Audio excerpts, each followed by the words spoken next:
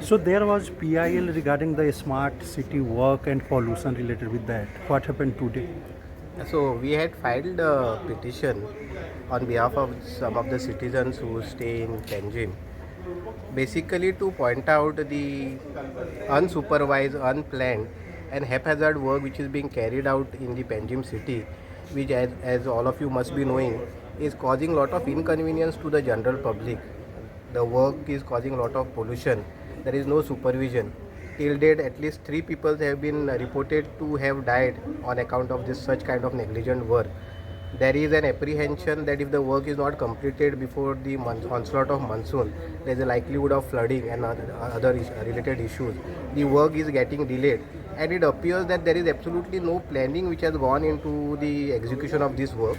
Concerning all these issues, we had filed a petition. In fact, there were 2 petitions filed which came up for the hearing. The court has kept the matter tomorrow and has requested the agency to come up to give their say or explain regarding the issue of pollution, road safety, and the steps which are required to be taken for the safety of the road, because you have seen everywhere it is dug up, and also regarding the traffic management, because there is a lot of traffic congestion which has been caused because of the dugging of the road at every possible place. So the matter is kept tomorrow now. But government has given some timeline. Government, the learned advocate general made a statement that they are also equally concerned as the petitioner are regarding the issue of smart city work not being completed in time.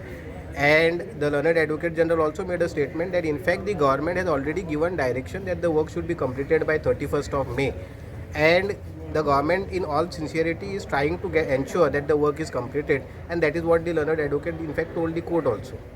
Thank you. Thank you.